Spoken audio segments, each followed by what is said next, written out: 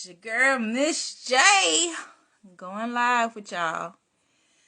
And let's see. We are speaking with the great Eric Moore today. The guy who been doing those awesome comics about childcare. It's really funny. So he's coming in today. So let's see what we have in store for you guys today. Cool beans. Okay, give me just a second. Whew. Yes. All right.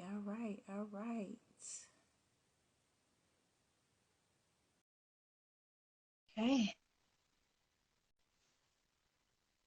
Yes. Give me a second. Hello.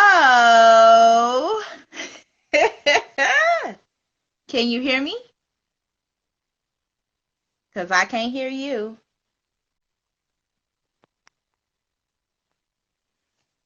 You can't hear me? Ah, they are playing with our sound. Okay, hold on. Give me a second. All right. So can you guys hear me in the comments? Press yes for me if you can.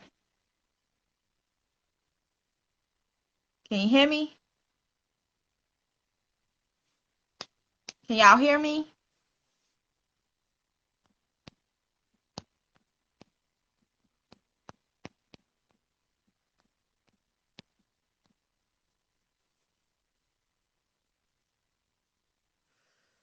Maybe not.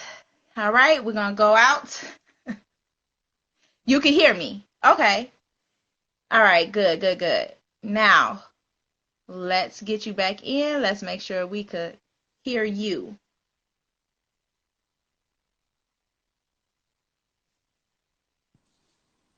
Hello? I think Yeah. I can hear you now. All right, I can hear you too. How you doing? Okay, good. Hello, everyone. Hi, Eric. How are you today? I'm doing well. Yourself? Good. So I want to tell you a little bit about, you got to turn your camera. Your camera just turned. Oh, okay. Yeah. There we go. Yeah, you got to keep it that way. So I'm going to start by telling you a little bit about Droppin Gems, right? And then I'm going to introduce the people to you, but I want you to elaborate on all of the things you do because I know it's so much. I just want everybody to know all of your great talent. So, Dropping Gems is where we, or me, for now, shed a little light to help others shine. And I work with children, teachers, parents, and small business owners in these four focus areas, which is parent education, small business development, and teacher training, and raising the standards and values in our communities so that we could bridge the gap that is inhibiting us from pouring into each other the correct way. And I'm sure you can understand some of those meanings. You work with children, right? Yeah, I sure do. Yes. So Eric is an author. He has his own book. He is an illustrator. He could Hmm. draw. Like he has amazing art. And I see a little bit of it in the background. Yeah. And, and he is now doing a comic book series, which I just love and adore. And he is a man of many talents. So go ahead, Eric, and tell them a little bit more about yourself. Well, like you said, I appreciate the introduction. And thanks for having me on the show. Um, I'm Eric, from Grand Rapids, Michigan, originally. I've been here in Nashville for about 7, 8 years, and I do illustrations. A lot of my illustrations are throwbacks, mashups, crossovers of some of my favorite comics and cartoon characters that I grew up watching, or I still watch because I'm still a big kid.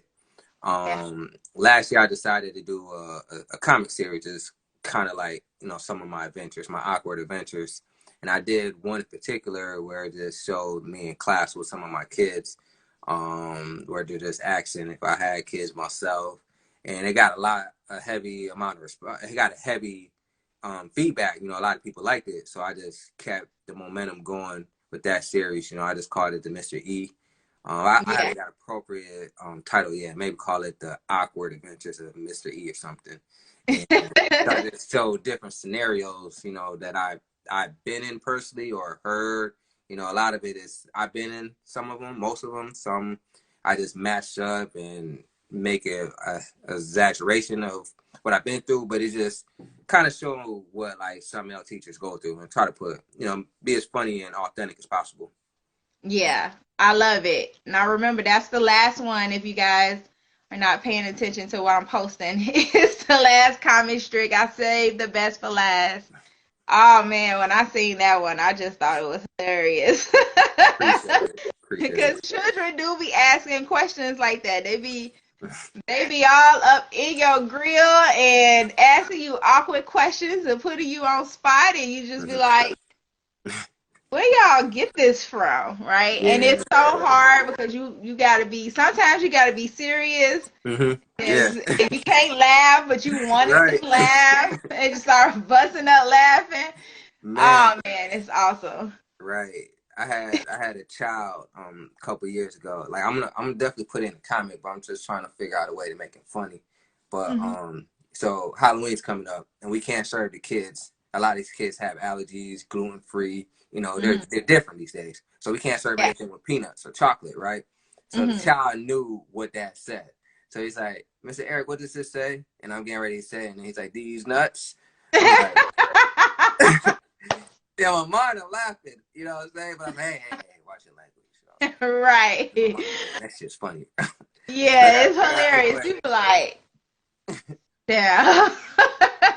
So let's talk about that a little bit. Let's talk about your experience being a male in early childhood education. I've talked about this before on my YouTube page. I got a YouTube page called Droppin' Gems. And I talk about how a lot of people do not feel comfortable with men working in early childhood education, which does not make sense to me because I love it. I think it adds a power dynamic in the classroom, and it's great to see that, and it just adds a level of balance there, right? But I have seen and met people who be like, they kind of look sideways, look at like, what is this man doing here, and what is he so doing, so and things first of that nature. So, how does that make you feel? so from the outside looking in, like I could see the concern people could have, like Hmm. because we do everything with these children. We take them to the Yeah. restroom, and I mean, you know what you hear on TV, and you hear all these stories about. It's usually the people closer to the child that do. So I get it on that standpoint. But one thing, parents, I will assure you is like we go through extreme testing. You know, male and female. So they Yeah. do diligent background check and all. They do all their checks to make sure that you know your child is around the right type of person. There's Yes. cameras all over the place, and so it's perfectly safe. But you know, I always try to be safe. When I take the girls to the restroom, I make sure I'm outside the restroom. Let's say Right. a girl needs their zipper up, I'm gonna get consent. So can I zip this up? Or if it's Yeah. a little too much, I'll call like a female teacher to come help me out. Like, yo, can you fix your shirt for me? And Yeah. if I'm tying the shoes, yo, can I tie your shoes? Or Right. when they giving me a hug, make sure my hands is up and it's like, I make Yeah, sure you gotta keep up. I play my P's and Q's, and I mean that's not with kids. I'm like that with Yeah. women, anyways, because I don't want to get me tooed. But Right. that's besides the point. But yeah, it's definitely different. But I never had any drawback. Like I never had any parent feel some odd way, male or female, because the kids talk about you all the time and like they're They honest. do. So they go home and they're always talking about Mr. E and like, oh, yeah, they talk about you all the time. And I get a Yeah. lot of parents, like they'll see me in the hallway, or I'm the greeter, and then they'll request to be in my class. Oh, I want you as a teacher. I Well, had a that's father good. who wanted me to be their daughter's teacher. Like he Hmm. didn't care who, because I'm not even a teacher. I'm an assistant teacher, but he Yeah. said whatever class I'm in. So I was able to build a rapport with the parents. So it starts with the parents, honestly. If you build a good rapport with the parents, then that trickles down to the kid. You could Yeah. discipline a lot more. You could talk to them um, how you want to, because like I'm not one of those coddlers or PC type of teachers. Like I'm real straight, honest, but I'm able to do that because I talk to the parents and they know my style. They're in the room with me and seeing like, man, sit down, bro. Like you lost, try harder, stuff like that. And I mean, I know it's frowned upon in this society, but growing up, especially being black, they're not gonna be easy on us when they're 17. They're gonna treat them like adults then. So Yeah. you got to kind of get them ready. I mean, they're kids. We treat them like kids, but we still got to get them ready. You are stern yet firm, Mm-hmm. and then you hold them accountable. You're teaching them from a young age how to hold themselves accountable, Word. is which is always needed. I don't care what ethnic background it is. It's definitely needed for our children, but Mm-hmm. I do that with all of them, honestly. Like, yeah. So that's good. That's good. And that makes me feel good because I have worked in centers where I was the director, the assistant director, and Mm-hmm. when I was hiring men, the first thing that would come up was questions of concern. And I had to bring up all those things that you have mentioned, how we all go through the same training. We all got to get fingerprinted, extensive background check, and we all have to have the same type of training. And we're not going to allow anyone into the center to harm your child. They men are held responsible for their consequences and actions just like the women are. So Mm-hmm. I love to see that dynamic because I think for our young boys, it brings a different type of energy to that class. Mm-hmm. Um, and I think they need to see that more. Not even just in early childhood education, Mm-hmm. but in grammar school, high school, Mm-hmm. all the way up. We need more male representation inside the school. So kudos to you. I Appreciate it. appreciate it. I love to see it. Now let's talk about the comic book. Word. Word. What you got? Now, before we talk about the comic book, talk about your I Could Draw book. Talk about that. Let me see if I have a copy. Give me a sec. Give me a second.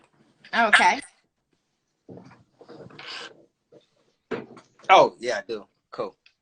So I can draw. Um, it basically shows my journey as an illustrator from kindergarten all the way to the present. And Mm-hmm. each page, I got to hold the camera. Mm-hmm. Each page, you kind of see my progression. So, Mm-hmm. first page, has me in kindergarten. Then Hold first it up grade. a little bit. I'll show you. That's first grade page. Mm-hmm. So this is me in kindergarten. I'm in Yeah. kindergarten, and I can draw. I made a picture of my father and my mother. Say hello to my baby brother. To make this Mm-hmm. picture special, I added color. So that's me in kindergarten, and then that's a picture that I drew in kindergarten. So each And these are grade. all actual real life pictures No, that I you. get that. I get that question a lot, but no, I just re-rendered them. Made them as close as possible to make it look like how I drew in kindergarten. Uh-huh. Some of them are real, but most of them like I redesigned. Read it. Yeah. Okay. So Yeah. yeah, throughout the whole book, first, second, third, you see me growing up on one page, and then you see my illustrations slowly become better, all the way to like how I draw now. And then I made this picture of well, this version has Captain Nigeria, but I have one, for the girls that has like Nigel Moon. So just I made it in order to have, inspire the kids to keep on drawing, because I hear a lot of adults say, "Yeah, I used to draw, but I stopped in first grade. I stopped in third grade, and what would happen if you kept on going? And everything's a progression, and don't stop where you at. Just keep on going. Because I didn't do this whole art thing until I was like 30. you know, a lot of people. Imagine if you, you know, get some balance in when you're 21, 19, you're able to get momentum. And I yeah. am one of those adults. You're speaking to me. Not necessarily drawing, but painting. Oh yeah. I I mean, love art. So I pick your used to game do up. art all the time when I was younger, and I Yeah. kind of stopped. I even wanted to go to the Art Institute, Mm-hmm. but I didn't go. So Understand. that was one of the things that I wanted to do. So your book is speaking to me as well, but I do try to continue to do art as much as possible. I think Mm-hmm. that I think that's dope that you're showing progression. You Mm-hmm. know, we you're Appreciate it. showing children how it looks to progress through a learning situation, even though it may seem tough, even though it may not seem perfect. Mm-hmm. I mean, your book could speak to adults. Some of the stuff that I'm going through with Yeah. anything, your entrepreneurship, anything. So that's awesome. It Yeah. speaks volumes. I think that's a book that everyone should get their child to kind of Yeah. show. Mm-hmm. So come to the farmers market. I got copies. You can order on my website, and yeah, so it's a pretty cool book. I like it. I got a nice rhyme scheme. I can draw. My friend helped me with the writing. Chris Buckley. So shout Mhm. out to him. And yeah, it's pretty cool book. Okay. That's what's up. I like the book. And you are the illustrator. Do you illustrate for other people? Yeah, yeah. I did a ton of. I don't have any on me, but yeah, I did a ton of illustrations for other children's books. And I did one for Cheryl Pope. She was probably like the first person I ever worked with. Hmm. Back when I was probably still in college, and you know, like if you see the illustrations then and now, you wouldn't even believe like I was the same illustrator. But you know, I did a recent book for her, the Adventures of Princess Zarya. I did one for a college buddy. I'm working with another client out in Memphis. Another local client here, Janice. I actually work with her at my Head Start program. I read my book in front of like all the centers, and you know, she inspired her to start her book. So yeah, I'm always working on the children's book and you know other assignments for people. So All right, all right. And we're going to talk about how people could follow you and get in touch with you towards the end of the video because I do want people to know. I know a lot of people who are trying to write books now and may need an illustrator. So this is mhm. definitely a person you could come to for that. Now let's talk about this comic book strip. Now you kind of gave a little bit of background of how you got started, but what made you just be like, let me write this awkward story series of events Yeah. about some of the stuff that I'm going through in childcare? What made you do it? I mean, it started out with just me. Like, I think everybody, if they're real creative enough, they can figure out like funny things about their life. And what really made me want to do it was kind of watching like Insecure and Issa. She had a channel about like awkward black girl. You know what I'm saying? Mhm. And then you know I was like, man, they don't have enough stuff that really show like awkward, nerdy black guys. You know, like you got Atlanta. I love Childish Gambino in Atlanta. You know, he's probably like one of the closest characters to like how I am in real life. So it's like, all Mhm. right, let me make a comic series of just like kind of like some of my awkward moments or things that I went through and put a fun twist. So like the first one I made, it wasn't really based on me, but it was kind of like Mario saving Princess and then getting friend zone, and then his brother Luigi come in and he's all dripped out. And then she, you know, at first he says, Mario, I'm not looking for a boyfriend right now. And then she sees his brother and it's like, oh, you know, let you know, your brother's fine. So I put a little fun twist on that. That got a little bit of love, and I did some other fun ones, and then you know I did the one with the teacher, and then that's the one that probably got the most response, the most likes and shares. I was like, they don't really have a lot of teacher comics, let alone with like black male teachers.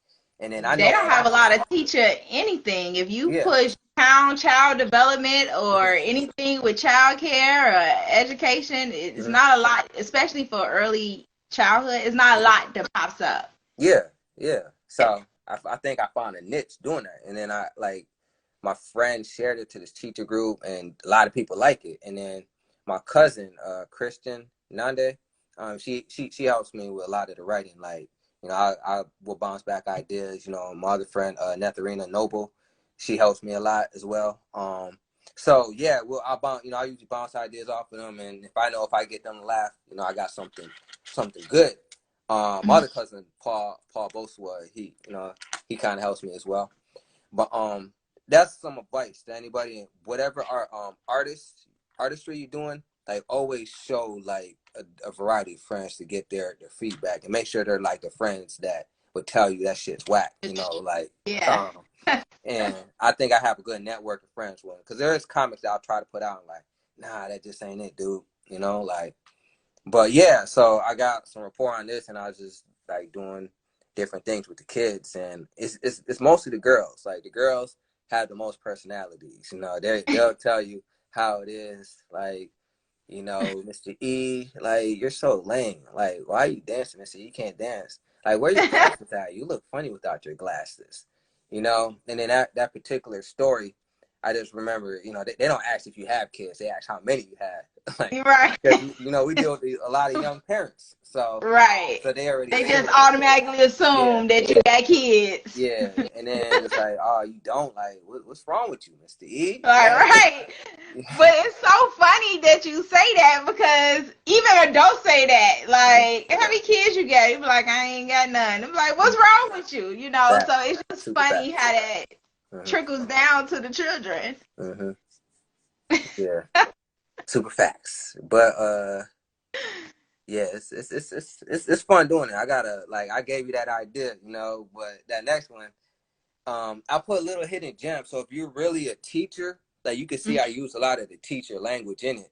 So like, Mm-hmm. I show like the staff at my site, shout out to Richland Head Start. Like, they'll laugh, because they'll be like, so they'll know the kid that I modeled like some of the situations from, or like the language, and Yeah. just like the different scenarios. Like, I got a ton of ideas. You know, some not even like based on the kids, like managerial type of situations that we've been in. Like, I wanted to do one when that Cardi B song came out, WAP or whatnot. So they were, Uh-huh. you know, all the girls, they were in the break room listening to the song. You know, they got the video on, they dancing, and then the manager come in and it's like, man, what are y'all doing? And then one of the older teachers threw them all under the bus. It's like, oh, they got me in here and listen to the secular music, like. And I thought that would be a little fun strip I could do, but yeah, I got, you know, we got stories for days. Yeah. It's ton of stories. I'll probably have to start giving you some of the stories I got, because it's hilarious. It's hilarious. I always tell parents that we learn what's going on, even not purposely, right? But inconspicuously through play, like what is going on in your household, because they come back to school and they do it. So Yeah, facts. that's just, it's crazy. I think you really find a comical way of explaining that to parents. I should just start using your comic books as examples. Like, you just need to start throwing out situations. But I think it eases the tension, or whatever you might want to call it, for us to have these discussions about what really happens in childcare. You know, Mm-hmm. so I think that's awesome what you're doing. Appreciate it. And then the language, you know. And even we'll go back to when you was talking about you hide gems and little Easter eggs or goose eggs, whatever type of eggs Easter you eggs. You said it you right. know, I even see it in the illustrations in the background. So if you're a teacher and then you work in early childhood education, you're gonna see, I see some of the Frog Street material, some of the conscious discipline Yeah, material. Frog Street. You know, I see all of that stuff in the background. I'm like, he really put all the details into this, and that's awesome. You Mm-hmm. know, how long does it take you to put these strips together? So I have them written down, kind of like a notebook of like all the ideas that I have, and I just try to like again, I pitch it to like some of my friends, different people, and see which one gets the best response. Mm-hmm. And based on that, that's when I'm gonna release, or based on like what's going on or your Mm-hmm. situation, or what gem I want to kind of drop. But yeah, I do like every single one of them. Like most of them have like something like within it that you could appreciate. You know, like you said, Frog Street. That's what we use and had start. So yeah, there's a lot of Frog Street language that we are using. And Yeah. like this next one that I'm gonna post next week, you know, you guys will definitely be able to understand that. Yeah. Yeah. See, I'm speaking language that these parents, some of the people that's out here, they don't understand. But let me tell you, when I posted up yo Goku and Piccolo one, all the brothers was inboxing me. Oh yeah. You one of the brothers like you wrong for this one. But I think that was so awesome and so dope because I have literally seen that Dragon Ball Z scenario play out plenty of times in Chicago. You know what I'm saying? Yeah. And I be like, hey, bro, Can't do look, nothing. That's the take, easiest way you can lose your job is like yeah, letting that child go with somebody that's not on the release forms. yeah, And man, like I take didn't it see. outside. Yeah, it's not my fault, Goku. Like, take it up with you. Yeah, take it outside, Goku. Where you been? We don't know you. And then you got in the background of the child was like Piccolo, so that made it even worse, right? So, but I think it was so relatable to the fellas because one, I don't know, not one dude that doesn't watch Dragon Ball Z. You know, I don't know if it's Yeah. one out there. I haven't met him yet, and so for them to see that and relate it to uh situations or even thinking about situations they may even be going through. I think it's a good way to break that ice and say and see it from our perspective of how that looks like. Mm-hmm. Well, don't be coming in here getting mad at us because you can't pick up your child. You're not on the list. Yeah. And I was just talking about that. I got brother Daniel in here. He's What shouting up, out the Daniel? Goku. Yeah, he love that. He's loving the that one, the one with Piccolo and Goku. But we were even talking about safety situations and rules and pickup regulations when we had our life together. So Mm-hmm. I think that one was really relatable, and I could see the one with you being asked from the children how many kids you got, how that could relate to the sisters, you know. I can see that being relatable Mm-hmm. for us all the time. I get that question asked all the time. So that's why when I seen that was a hoot. I'm like, oh yes, the children are asking the men too. They Yeah. asking. So I think that's dope. And I believe you said that your comic book strips got picked up in for a magazine in Yeah. Chicago. Yeah. I don't think I did any with the teacher ones, but Uh-huh. yeah, it was the Biz based out in Chicago. Like it Mm-hmm. was like a startup magazine or whatnot. So I think I met the one of the editors at one of my shows. Maybe it's a farmer's market. I don't know where I met her, but she just contacted me and it was interested in having me put some strips in there. And but the timeline was just so the window was so small, and I had a lot on my plate, so I had to just give her what I had already done. So I did like the Builder Man one, and I did the gentrification one. But those were pretty popular. And then like being in Chicago, they probably could relate to that as well. I mean, Yeah, the any make sense. gentrification one, I like that one too. Yeah, I know I'm from Chicago. I was like, I already knew what you was going with that without no words or anything on it, just from the pictures. So Mm-hmm. I think what you're doing, your concepts, they are really, really, really dope. Like I love it. I love the fact that you are still working with the children while you are working on accomplishing your dreams as well. You really living and living proof and living by example, leading by example for sure. Appreciate it. And do the children do you ever share like uh anything that you do with the children, like your drawings? Do you go in there and draw for them I mean, and watch their mind go? all the time. Like I didn't do Yeah. Spider-Man, Black Panther, Incredible Hulk, Iron Man like every day this year. Sonic, I got a Sonic tattoo, so all the kids always want me to draw Sonic. I had this one kid like every day draw Sonic, and let's say I don't feel like it and I draw it bad, he could tell. It's like, that doesn't look like Sonic, that's a fake Sonic, draw how you did yesterday. Like, I'm drawing this kid Sonic, but I talked to his mom like Friday and they got it all hung up, like, wow, so that's inspiring, like teachers, educators, anybody that influences kids, like I know we're almost to the end of the year and you're getting tired, but like all that little stuff be mattering. Like they really like soak all that stuff in, and you're doing a lot. Even if it's just one, like you changing their lives, and it's just like you can inspire like a kid that's gonna cure cancer or something just by like little words here and there, and just being you. So yeah. What age group do you work with? So I got fours in my class. Getting ready to go to kindergarten.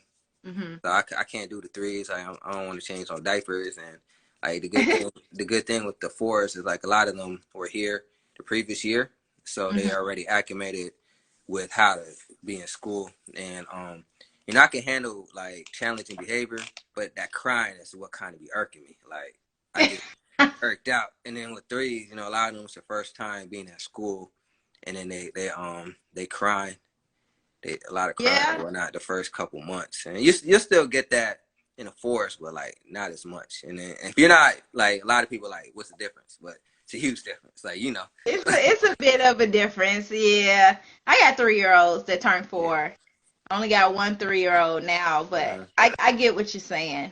Now potty training is a different kind of beast. I think by the time they turn 3, they should be potty trained, but they got new rules and regulations in place behind that. People need to check out that potty training video I did, because that's serious. But yeah, I love it. Do you ever pretend? This no question. I know this answer is yes, but I'm gonna ask you anyway.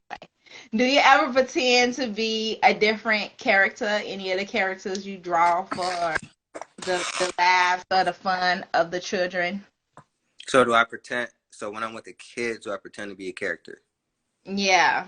I mean, or pretend like for some, like I have this 3-year-old. He had on a Mickey Mouse shirt. I got my Mickey Mouse shirt on today, and I was like, "Did you know I'm the real Minnie?" And he was like, yeah. No, not you, Miss J. You're not Minnie. Yes, I am. Yes, I am. I know Mickey too. Like, do you ever do things like that just to get like a rise out of the children, or to get them to behave or something? Or if you just in one of those moods, you just want to laugh a little bit. You do that. I'm silly. I do that all the time. yeah, definitely. Spider-Man. Like, I think I even made a comic about it, but yeah, like, last year, like I had all the kids like really thinking I'm Spider-Man. Like, and then the parent came in and he's like, "Mom, Mr. Eric is Spider-Man?" And then the mom is over here smiling, and then here go my teacher's hating ass. It's like, man, don't quit telling these kids you Spider-Man. You're not Spider-Man. Not the teachers hate it. Yeah, like, because I do wear a lot of Spider-Man. I got Spider-Man socks on right now, so like I do the Spider-Man thing. And back when I was still in Grand Rapids and I was doing aftercare, like I had the kids thinking like Kobe Bryant was like my was my brother or whatnot.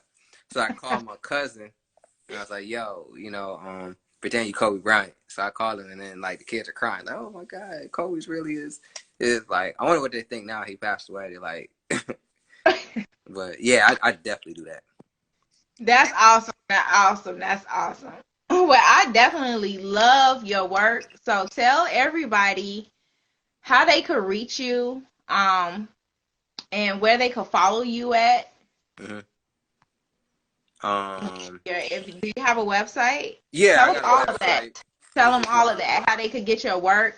Yeah, Oh man, I don't even have. I have one of his pictures, y'all. He did this picture of a house party. I love house party, and I got all three of them over here. So that house party picture, and I is in my closet. I got stuff packed up because I just moved.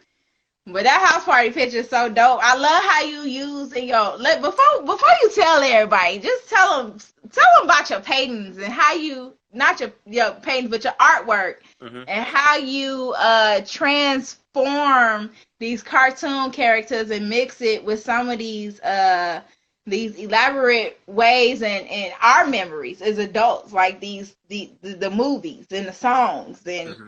stuff that we watch, and you put the child spin on it, because we all love Saturday morning cartoons. They took it away. I think if it was still happening, I would still be getting up Saturday mornings watching cartoons. So before you give out your information, hit on that real quick, because I don't want to just Mm-hmm. fly past that, because I seen that work. I seen that artwork in the background. You might have to show some Yeah, people, because I love it. yeah.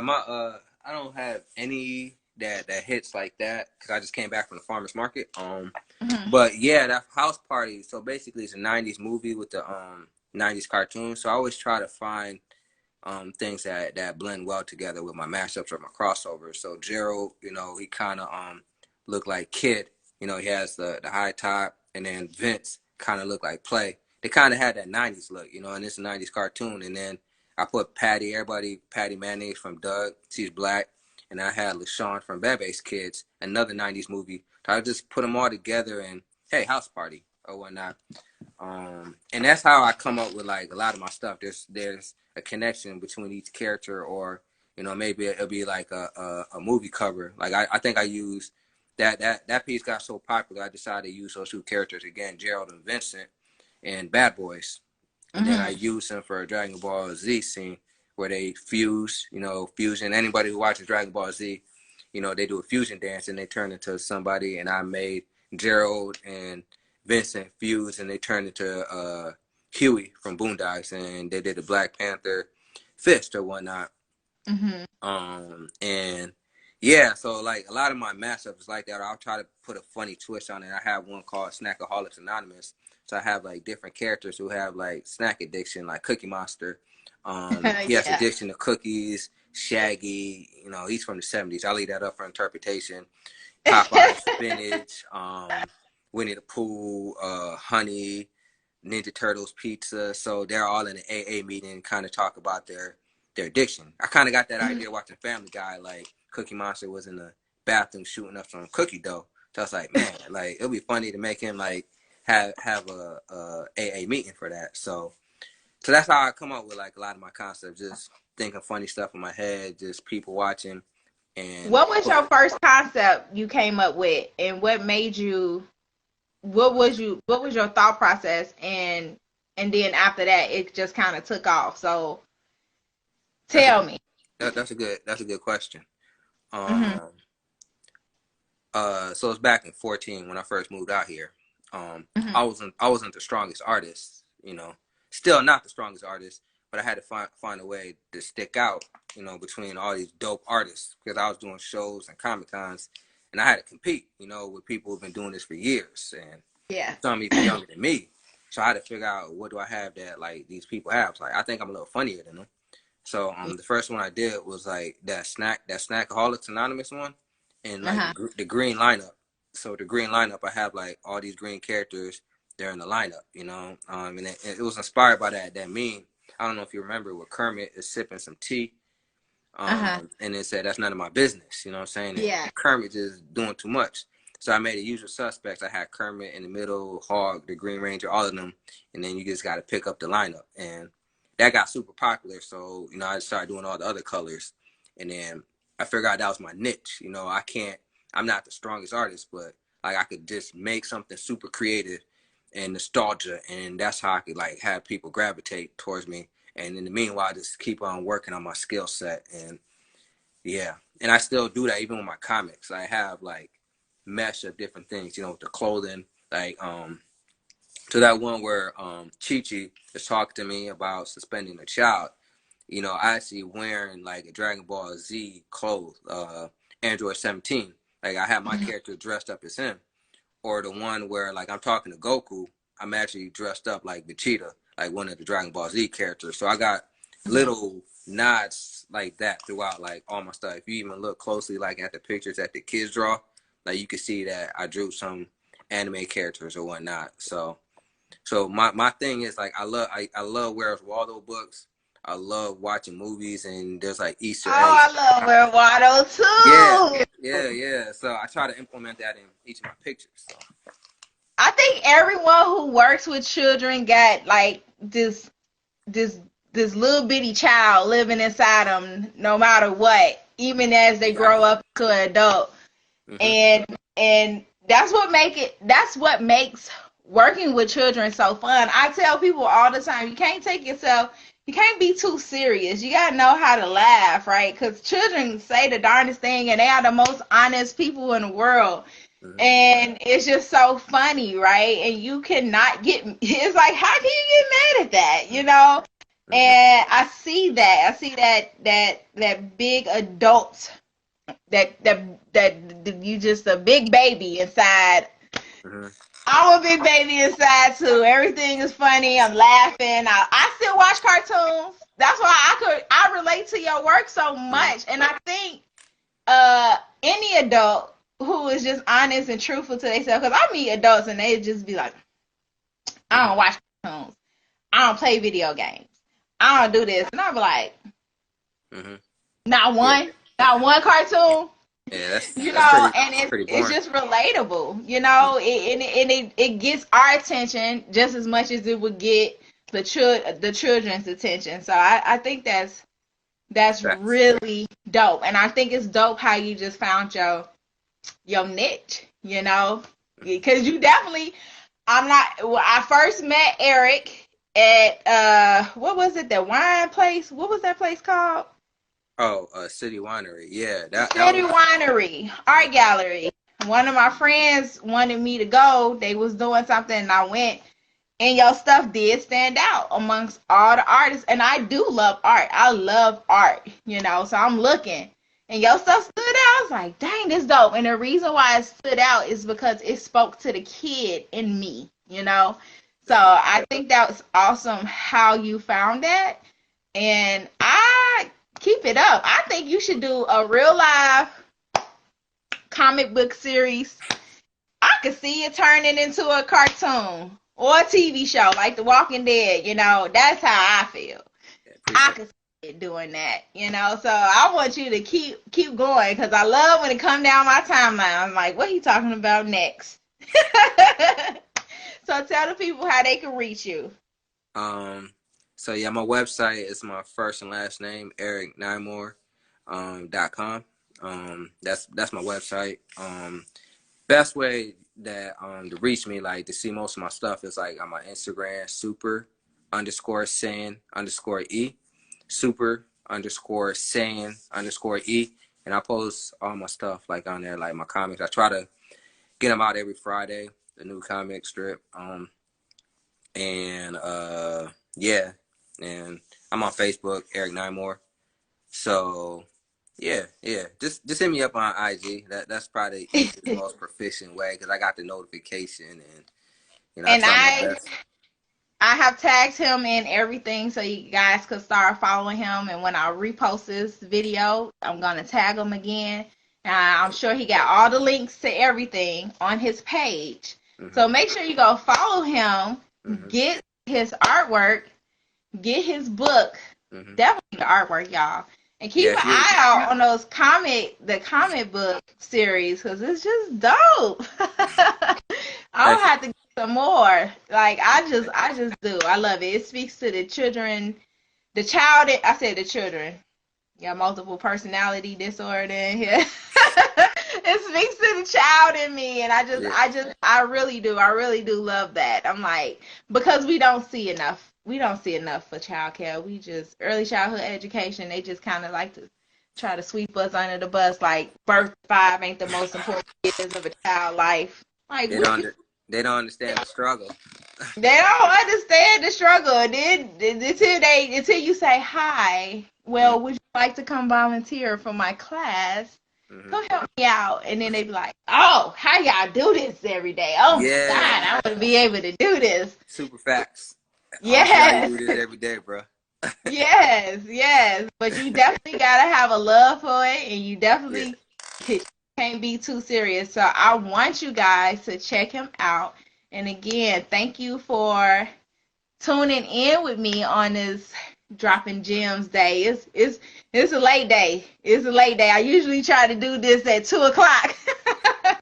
So we can get ready for work in the morning, working with the insurance out here. Yeah. But yeah. So you guys can reach me at Miss J every day word. on Instagram, and then I do have a Dropping Gems YouTube page, and then I have a Dropping Gems Facebook page too. And again, this is where we shedding a little lights, help y'all shine. I really do enjoy this brother's work. He Appreciate is in Nashville, Tennessee. So if you are in Nashville, I know most of my people was from Chicago. He it. did go to Chicago to the Whitney Young Branch Library and put some work up out there, and people I was got loving I it. got I got something dope happening in Chicago. So Chicago, like, stay tuned. Like, that's probably, like, besides Nashville, I get like a lot of love in Chicago, and Yeah. I'm working on something huge. So I don't want to give too much information, but just stay tuned. And Oh, we definitely will, because you know you're gonna have to. If you gotta go back to Chicago, you gotta stop at the Whitney Young Branch on St. Ninth the King. oh yeah, definitely. Them kids, they loved it when you came up there. It was Yeah, awesome, yeah, and that my, was and my dad humbling, can't stop talking about it. humbling. Yeah, that was dope. Yeah. So you guys make sure you go follow him, check out his work, and if you're not in Nashville, order his art offline because he can ship it to you. Hmm. And just look at all the work. It's so dope. It's going to speak to you. It's going to speak to the child in you, I promise. Thank you, Eric, for all that you do. Hmm. We need Appreciate you more having me. male teachers, y'all. Tell them, come on. Yeah, Tell, tell them, yeah. come on. It's not easy, but it's definitely fun. You know what I mean? And plus, you get material. Like, stuff you could talk about when you go on a date or something. Yeah. It's awesome. Again, thank you. And we will talk to you later. Y'all stay tuned for everything that he got in store. All right. Appreciate you. Bye.